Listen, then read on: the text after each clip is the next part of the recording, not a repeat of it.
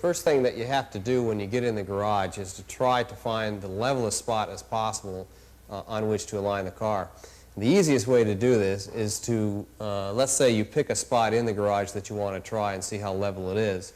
The easiest way to do this is to lay a straight beam across the tires from side to side, in other words from front to front or from rear to rear on the back of the car, and to use your camber gauge on the beam to see approximately how close to level these two spots are.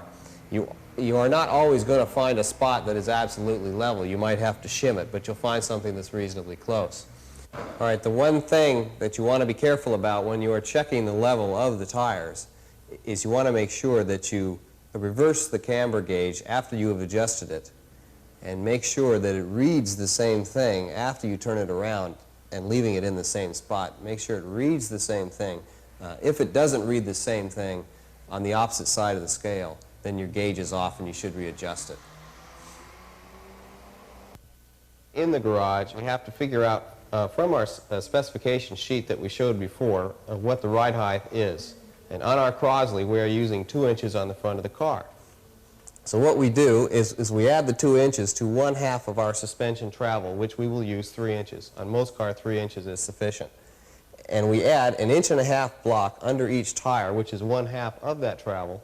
And we also had 1.5 inches to the blocks underneath the chassis. So we are actually positioning the whole chassis with the tires 1.5 inches above what it would be sitting on the ground. The reason we do this is to simulate a bump situation or a droop situation. We can remove the block and the chassis remains on the chassis blocks to simulate the tire hitting, let's say, a droop position. Or we can add a block to simulate the wheel hitting a bump, and during this travel we can see if the toe angle changes, and if it does we can compensate for it. And after you've found your spot, your alignment spot that you're going to use, you might want to mark it with a felt pin on the ground. Okay, remove your beam. The next step is to actually put the car on blocks. And the way we do this is we have to remove the shocks and the bars to be able to move the wheel up and down freely when it's on the blocks. So the first thing that we have to do is we have to jack the car up. And the reason we do this is to free the shocks. We have to loosen the shocks themselves, usually on just one end of the shock. We don't have to completely remove it on most cars. You can let it hang between the A-arm or in front of the A-arm in some cars, such as we're going to do on the Crosley. And we actually lift up the wheel to wiggle out the bolts and hang the shock in front of the A-arm. Okay, this leaves the shock free, and then after we take off the sway bar link, the suspension is free to be moved up and down in its travel without any restrictions at all from the shock or the sway bar. Okay, after we've made sure that the suspension has free travel on both sides of the car, the next step is to obviously lower the car onto the chassis blocks that we have placed on the floor that are measured to ride height plus 1.5 inches. We lower them down, pull the jack out, and make sure that when you're lowering them down on one end of the car that the opposite end of the car is not being pulled off of its blocks. And make sure that all 4 blocks are touching. There isn't one that is not touching the car. And the next step is to put your wheel blocks underneath the tires by lifting the wheel up, placing the block under the tire.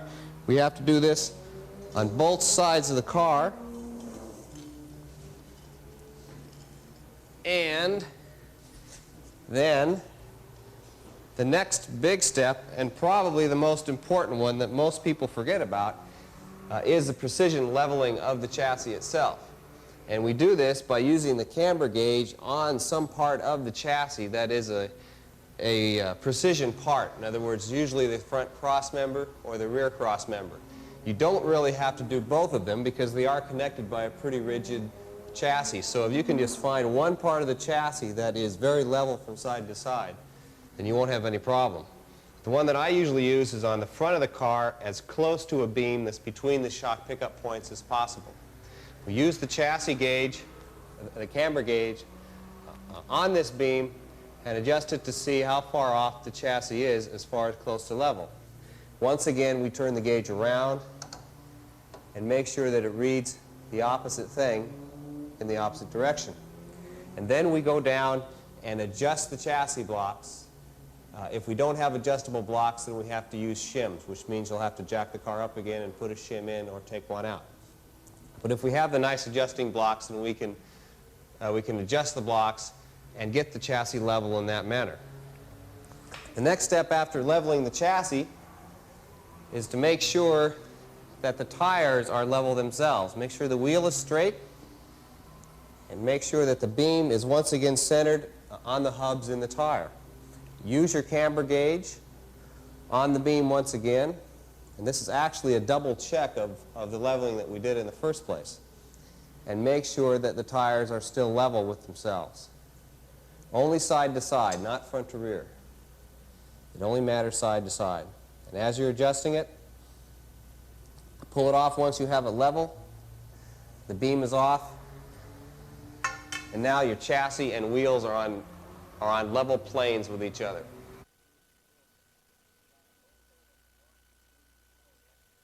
The main thing that we want to do before we actually start the precision alignment of the car, once we have the chassis level and the wheels level, is we want to make sure that we don't have any suspension slop in the car, especially in worn out rod ends or loose bolts or bushings or whatever could be old and worn out on the car or just plain loose.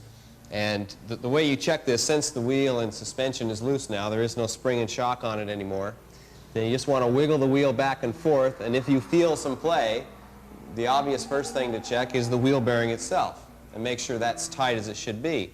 If you still have some play, then as you're wiggling the wheel from top to bottom, try to feel the rod ends with your finger between the rod end and the bolt that attaches it to see if you can feel the movement. And if there's any movement in these rod ends at all, and tightening the bolt up does not cure it, then that rod end should be replaced, because you shouldn't have any play in them whatsoever. The next step after that is to check whether or not the wheels are straight. The way we do this is get a stationary object with a jack stand, works just fine, and use a hacksaw blade, in this case, up against the tire. After, of course, put the block under the A-arm so the wheel is free to spin, and hold the hacksaw blade very close to the bead of the wheel as we spin it.